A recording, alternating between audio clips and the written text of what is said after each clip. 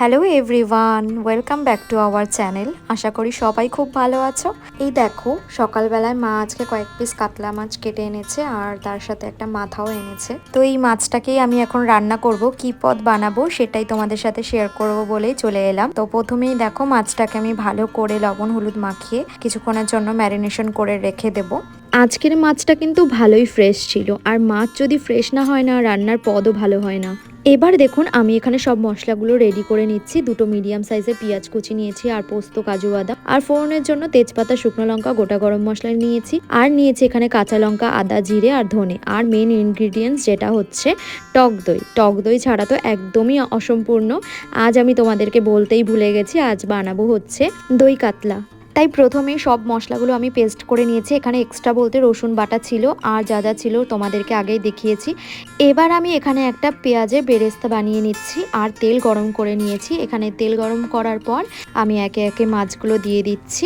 মাছগুলো তেলে দেওয়ার পর বেশি লাল লাল করে কিন্তু আমি ফ্রাই করব না, হালকা ব্রাউন হলেই মাছটাকে তুলে নেব। আর একই তেলে ফোড়নের জন্য আমি দিয়ে দেব দারচিনি, এলাচ, লবঙ্গ, শুকনো লঙ্কা আর তেজপাতা। এবার দেখুন, ফোড়নের মশলাগুলো যাতে পুড়ে না যায় তার জন্য ভালো করে নাড়তে থাকতে হবে। এবার আমি এখানে দিয়ে দিচ্ছি রসুন বাটা, দিয়ে ভালো করে নেড়ে চেড়ে নেব। যখন ব্রাউন হয়ে আসবে তখন আমি দিয়ে দেব পেঁয়াজ বাটা। পেঁয়াজ বাটা দিয়েও আমি ভালো করে নাড়তে থাকবো। মশলা নাড়তে থাকতে হবে, না হলে কিন্তু মশলাটা পুড়ে যেতে পারে। এবার আমি এখানে দিয়ে দিচ্ছি আদা, জিরে, ধনে, কাঁচা লঙ্কার পেস্টটা। এখানে একটু বেশি পরিমাণেই দিতে হবে। দেওয়ার পর আমি এখানে নাড়তে থাকবো। মশলাটা ভালোভাবে কষিয়ে নেওয়ার পর মশলা থেকে যখন কাঁচা গন্ধ চলে যাবে, ঠিক সেই পর্যায়ে কাজু আর পোস্তের সেই বাটা পেস্টটা আমি এখানে দিয়ে দেব। দিয়ে আবারও ভালোভাবে নাড়তে থাকবো।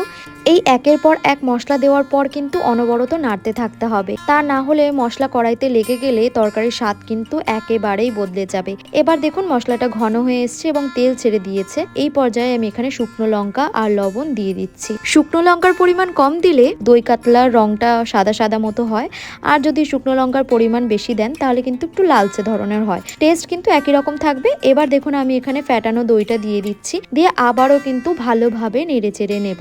ভালো করে যতবার নেড়ে চেড়ে নেব, দইয়ের কাঁচা গন্ধটাও কিন্তু চলে যাবে। এবার দেখুন, মশলাটা বারবার কষিয়ে নেওয়ার পর দেখুন দইটা থেকে কেমন তেল ছেড়ে এসেছে। এই পর্যায়ে আমি একটু উষ্ণ গরম জল অ্যাড করে নেব।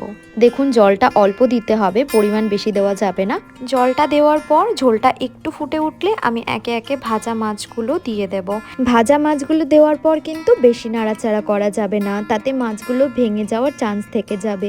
এবার দেখুন, আমার তরকারিতে বাবলে উঠে গেছে। এই পর্যায়ে আমি এখানে বেশ কিছুটা চিনি অ্যাড করে দিচ্ছি স্বাদের জন্য। আপনারা চাইলে নাও দিতে পারেন। আমি দই কাতলা রান্না করার সময় বরাবরই চিনিটা ইউজ করে থাকি স্বাদের জন্য। দেখুন, এই পর্যায়ে কিন্তু আমার রান্না একেবারেই শেষ।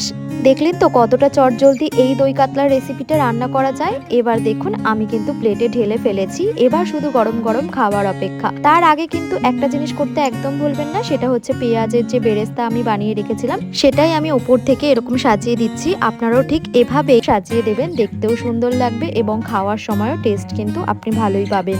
যাই হোক, আমার এই দই কাতলার রেসিপিটা আপনাদের কেমন লাগলো কমেন্ট করে কিন্তু আমাকে অবশ্যই জানাবেন। আর যদি আমার ভিডিওটা দেখে আপনাদের একটুও হেল্প হয়ে থাকে তাহলে লাইক, কমেন্ট, শেয়ার করতে কিন্তু ভুলবেন না। আজকের মতো তাহলে আসি। আজকের মতো টাটা।